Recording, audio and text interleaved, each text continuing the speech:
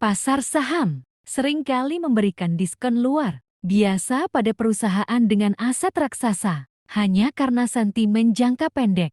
Mari kita bedah PT Indah Kiat Pulp and Paper Tbk dengan kode emiten ENKP.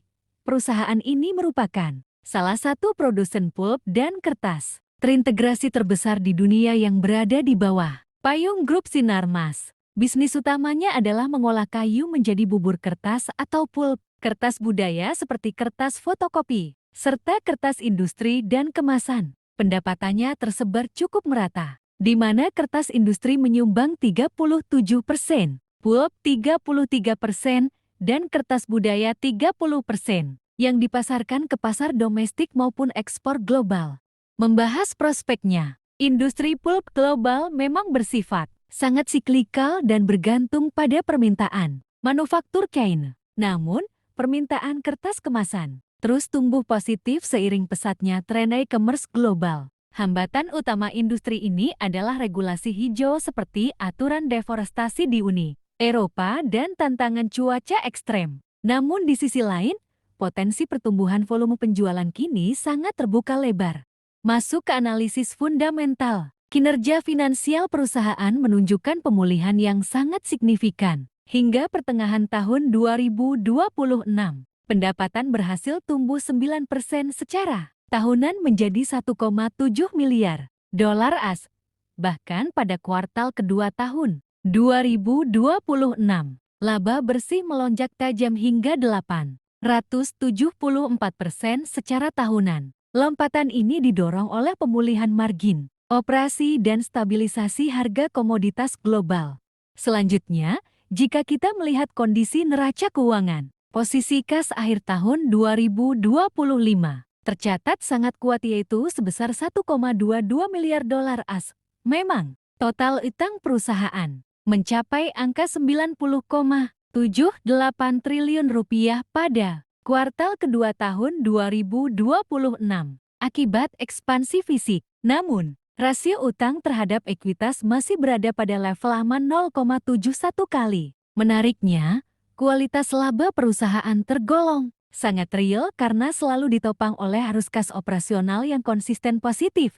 Berbicara mengenai kualitas bisnis, kekuatan utama emiten ini terletak pada keunggulan biaya operasional yang sangat masif. Lokasi hutan tropis di Indonesia memungkinkan pohon akasia panen hanya dalam waktu 5 tahun. Jauh lebih cepat dibanding negara subtropis yang membutuhkan waktu puluhan tahun. Selain itu, infrastruktur, logistik terintegrasi dan izin konsesi lahan yang ketat menjadi benteng pertahanan yang sangat sulit ditembus oleh pesaing baru.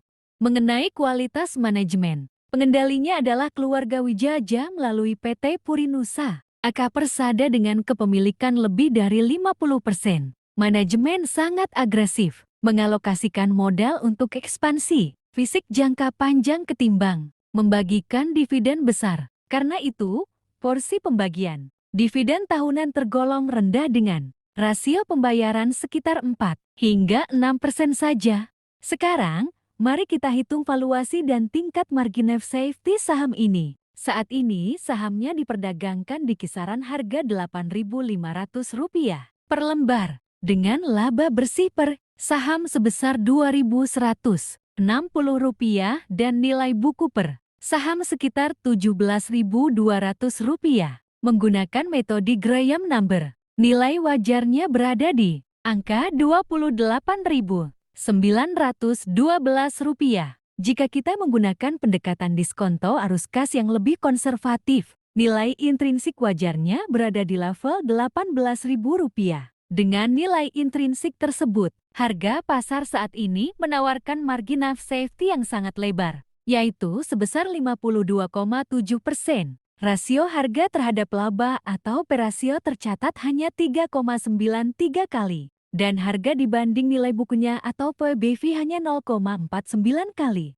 Perlu dicatat, ada beberapa katalis positif yang siap mendorong harga saham ini ke depan. Dalam jangka pendek hingga menengah, konfirmasi lonjakan laba bersih pada laporan keuangan tahunan serta beroperasinya pabrik baru di Karawang secara penuh dengan kapasitas 2,4 juta ton per tahun akan menjadi pendorong utama untuk jangka panjang. Potensi pembayaran utang secara bertahap dari arus kas baru akan memicu peningkatan rasio valuasi di pasar. Namun demikian, kita juga wajib mewaspadai risiko utama yang ada. Risiko tersebut meliputi kejatuhan harga pulp global secara tiba-tiba, risiko beban bunga utang di tengah tren suku bunga tinggi, serta kendala sertifikasi lingkungan dari negara tujuan ekspor. Sebagai seorang deep value investor, saya melihat emiten ini sebagai aset yang sangat solid. Saham ini memenuhi kriteria utama saham murah berfundamental kuat, di mana aset operasionalnya real dan laba bersihnya melonjak tajam, tetapi dihargai sangat murah oleh pasar akibat sentimen utang ekspansi. Secara kesimpulan, bisnis perusahaan memiliki keunggulan biaya yang kuat dan arus kas operasional yang sangat sehat. Kekurangannya hanya terletak pada beban utang yang besar serta pembagian dividen yang kecil. Namun, dengan potensi kenaikan harga menuju nilai wajar yang sangat tinggi, harga saat ini sudah memberikan perlindungan nilai yang sangat aman. Melihat diskon valuasi yang begitu dalam, apakah Anda tertarik untuk mengoleksi saham deep value seperti NKP untuk jangka panjang? Atau justru khawatir dengan beban utangnya? Tuliskan pendapat Anda di kolom komentar. Dan sampai jumpa di analisis saham berikutnya.